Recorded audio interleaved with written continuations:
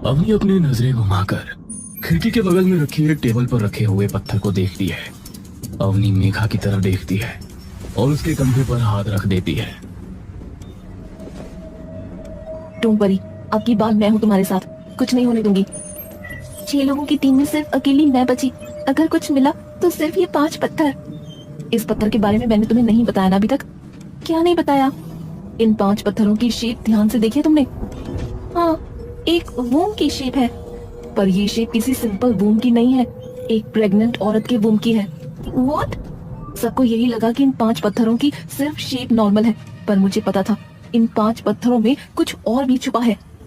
तो आपको कुछ मिला? अवनी पत्थर की ओर देखती है और उसके पास चली जाती है और जिस टेबल पर वो पत्थर रखा होता है उसकी ड्रॉअर से एक कागज निकालती है। इन्हें स्कैन किया गया तो इनमें से ना कोई रेडिएशन मिली और ना ही कोई और एनर्जी, पर हम एक चीज चेक करना भूल गए। क्या? Audio frequency. जब मैंने इन पत्थरों को इंफ्रासाउंड डिटेक्टर्स में एनालाइज किया तब उनमें से एक बहुत ही कम फ्रीक्वेंसी की साउंड वेव डिटेक्ट हुई। क्या था उसमें?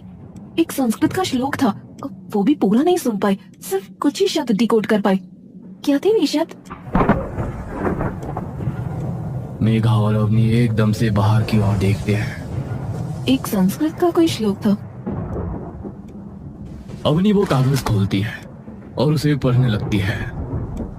गंभीरा रात्रिर्भवति बीट की फ्रीक्वेंसी बहुत ज्यादा लो थी, वो डिटेक्ट नहीं हो पाई। सिर्फ ये 3 शब्द और आखिरी का एक शब्द। अवनी मेघा की शिकन भरी नजरों की ओर देखती है। क्या था वो आखिरी शब्द? काल भक्षिणी। मेघा जैसे ही वो नाम सुनती है उसके शरीर का हर कतरा कांप उठता है, ना जाने क्यों। क्या क्या मतलब है उस श्लोक का और इस शब्द का? गंभीरा रात्रिर्भवति, जब रात और गहरी हो जाए। काल भक्षिणी, वक्त को खा जाने वाली। मेघा, कहाँ है तेरा ये नया इंटर्न? आ गया मैम, आ गया। इंटर्न तुम हो, हम नहीं, जो तुम्हारा वेट करेंगे। You should be on time. I am so sorry ma'am, वो मैं मंदिर में माथा टेकने के लिए रुक गया था। अवनी एकदम से राहुल की ओर देखती है। तुम भगवान को मानते हो? बस मानता नहीं हूँ, शिव शंभू का भक्त और माता रानी का बेटा हूँ मैम। अरे ये क्या लिया यार मेघा, माना तेरा बॉयफ्रेंड है, बट कम ऑन। सिर्फ बॉयफ्रेंड है इसलिए नहीं लाई मैम, इसकी ऑब्जर्वेशन स्किल्स बहुत बढ़िया है। पैटर्न्स और अलग चीजों को पहचानना इसके खून में है। इसके पापा बड़े फेमस प्राइवेट डिटेक्टिव थे। अच्छा ठीक है, फिर इसे कहियो कि मुझसे कम ही बात किया करे, फालतू में ऑफेंड हो जाएगा वरना। अरे नहीं, जब काम की बात आती है तो वहाँ ये एकदम सीरियस रहता है। मुझे भी मैम बुला रहा है, आपने देखा ना? हाँ ठीक है। तीनों टैक्सी में बैठकर बोर्ड 1 की ओर निकल लेते हैं। राहुल, एक सवाल पूछूं? जी मैम, पूछिए ना। तुमने यही रिसर्च क्यों ज्वाइन की? तुम तो इतने अच्छे कॉलेज में हो, डॉक्यूमेंट्री तो और किसी चीज पर भी बना सकते हो। बना तो सकता हूँ, पर मेरे लिए ये ज्यादा इंटरेस्टिंग है क्योंकि इसमें कुछ नया है। क्या पता कोई नई कहानी मिल जाए, क्या पता कोई नई महागाथा मिल जाए, क्या पता कोई नया भगवान मिल जाए। अवनी कुछ देर राहुल को मुस्कुराकर एक अजीब सी नजरों से देखती रहती है। जुनून है अभी नई चीजों का, कुछ अलग करने का है ना? उम्मीद करती हूँ तुम्हारे मन में हमेशा यही जुनून बना रहे, क्योंकि उम्र का तकाजा ऐसा है कि एक वक्त पर सिर्फ पुरानी बातें याद रहती हैं। राहुल चुपचाप अवनी को देखता रहता है। गाड़ी जंगल के बीचों बीच एक सुनसान सड़क पर आकर रुकती है। तीनों गाड़ी से उतरते हैं। अवनी अपनी जेब से निकालकर कुछ पैसे ड्राइवर को दे देती है। शुक्रिया भैया। अवनी, मेघा और राहुल अब सुनसान जंगल में एकदम अकेले थे। अवनी अपने बैग से 2 वॉकी टॉकी निकालती है। इन्हें अपने पास ही रखना और ज्यादा दूर मत निकल जाना, स्पेशली राहुल। तुमने ये कभी किया नहीं है, इसलिए बता रही हूँ। अवनी, वैसे हम यहाँ सुबह भी तो आ सकते थे ना, फिर अभी क्यों आए? और एक बात मैम, और जो मुझे पूछनी थी, आमतौर पर ऐसे रिसर्च में टीम बहुत बड़ी होती है, लेकिन हमारी टीम में सिर्फ 3 लोग हैं, क्यों? सबसे पहले तो ये कि हम रात को इसलिए आए हैं क्योंकि जैसा कि मैंने तुम्हें बताया, उस पत्थर में से कुछ आवाजें कैप्चर की गई, जो कि संस्कृत का एक श्लोक था, जिसमें ये कहा गया था कि जब रात और गहरी हो जाएगी, तो इसीलिए रात को ही आना चाहती थी मैं। शायद कुछ ऐसा दिख जाए जो हमें दिन में ना दिखे। और तुम्हारे सवाल का जवाब, ये कोई ऑफिशियल रिसर्च नहीं है, जब लास्ट टीम के 5 मेंबर्स नहीं मिले तो इस रिसर्च को बंद कर दिया गया था। सिर्फ मैं और मेघा ही थे जिन्होंने बाद में ये रिसर्च जारी रखी थी, तो इसीलिए। ओ ठीक है। और कुछ? राहुल और मेघा दोनों नाम में गर्दन हिला देते हैं। Alright then. बोलिए शिव शंकर भगवान की।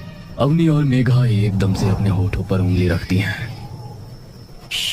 जागरण में नहीं आए तुम? मैम, किसी भी शुभ काम से पहले भगवान को याद कर लेना चाहिए। इससे पहले जो टीम आई थी ना, वो पूजा पाठ ही करके आई थी। राहुल कुछ नहीं बोलता। तीनों आसपास ही रहना, ज्यादा दूर मत जाना। कोई भी ऐसी चीज जो लगे कि अलग है, contain it and capture it. Rahul अपने बैग से अपना हैंडीकैम निकालता है और उसे ऑन कर लेता है। तीनों जंगल के अंदर निकल जाते हैं। जंगल बहुत ही घना और सुनसान होता है। तीनों धीरे धीरे जंगल की दूरतम गहराई में जाने लगते हैं, जहाँ बिछुआ, हिगोट और कई झाड़ियां घनी होती जा रही थी। रुको, क्या हुआ? यही है ना वो जगह? अपनी अपने पीठ पर टंगे बैग में से एक नक्शा निकालती है और खोल कर देखती है, जिस पर गूढ़वन लिखा होता है। ठीक कहा। अब एक काम करो, तुम दोनों उस तरफ जाओ और देखो, मैं इस तरफ जा रही हूँ। सेफ नहीं है अवनी, इतनी रात को अकेले ऐसे सुनसान जंगल में। अरे तू चिंता मत करना यार, तुम जाओ। एरिया ज्यादा बड़ा नहीं है तो कवर करने में टाइम नहीं लगेगा। ठीक है, ध्यान से करना जो भी करोगे आप। तुम भी, और ज्यादा दूर मत जाना वरना वॉकी की रेंज नहीं पकड़ेगी। ठीक है। मेघा और राहुल दाईं तरफ और अपनी बाईं तरफ निकल जाती है। मेघा और राहुल एक दूसरे का हाथ पकड़कर धीरे धीरे आसपास की सारी जगहों की छानबीन करते जा रहे थे। मुझे तो ये समझ में नहीं आ रहा कि हम ढूंढ क्या रहे हैं मैम। मेघा एकदम से राहुल की ओर देखती है। अब तो अवनी भी नहीं है तो मुझे क्यों मैम बुला रहे हो तुम?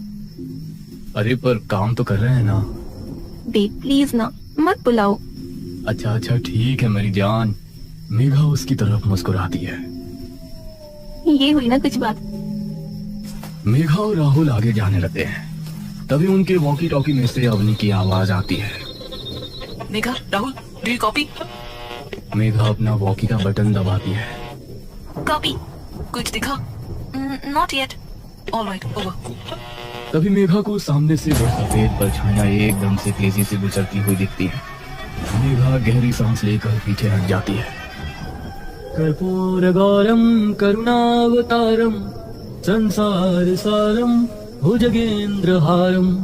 राहुल वो आवाज सुन इस कदर मंत्रमुग्ध हो जाता है कि कब उसका हाथ मेघा के हाथ से छूट जाता है, इस बात का उसे खुद अंदाजा ही नहीं लग पाता।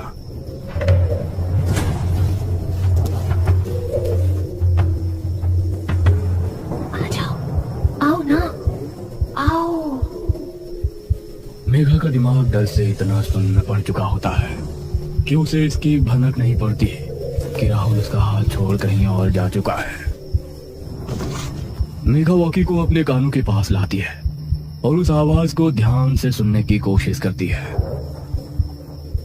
बेटी, आ जाओ ना, आओ। यहाँ तुम्हें कुछ नहीं होगा। आ जाओ मेरे पास। मेघा की आंखें डर के मारे चौड़ी खुल चुकी होती हैं, लेकिन ना चाहते हुए भी उसके पैर उन परछाइयों की ओर बढ़ने लगते हैं। धीरे धीरे मेघा अपनी पलकें उठाकर देखती है कि उसके सामने एक बड़ा सा पीपल का पेड़ है। मेघा धीरे धीरे झाड़ियों को हटाते हुए आगे पहुंचती है, लेकिन जैसे ही वो पेड़ के पास पहुंचती है,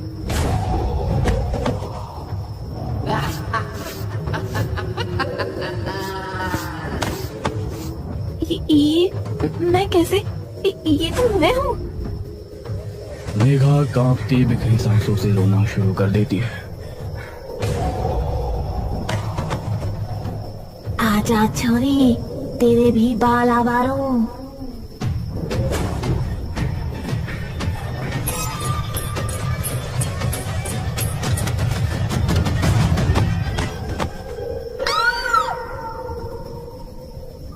राहुल मंत्र की ओर बिना कुछ सोचे समझे जा रहा होता है कि तभी उसे अपने सामने एक अग्नि कुंड दिखता है, जहाँ एक मर्द औरत के लिबास में कुंड के सामने बैठा है। तभी वो पुजारी राहुल की ओर एकदम से बड़ी बड़ी क्रोध में जलती हुई आंखों से देखता है। राहुल का शरीर मानो एकदम से बेजान हो जाता है। राहुल वहीं बिखर कर गिर जाता है। और जैसे ही वो गिरता है वो पुजारी जोर से अपनी दैत्य ध्वनि में चिल्ला उठता है, स्वाहा, आहुति संपन्न हुई। अवनी अपने वॉकी टॉकी पर राहुल और मेघा से बात करने की बहुत कोशिश कर रही होती है। Megha, Rahul, do you copy? दूसरी तरफ कोई आवाज नहीं आती। Damn it! अवनी उन्हें ढूंढने के लिए पीछे मुड़ती है कि तभी उसे मेघा के चिल्लाने की आवाज आती है। अवनी मुड़कर उस आवाज की ओर देखती है। जैसे ही वो आवाज के करीब पहुंचती है,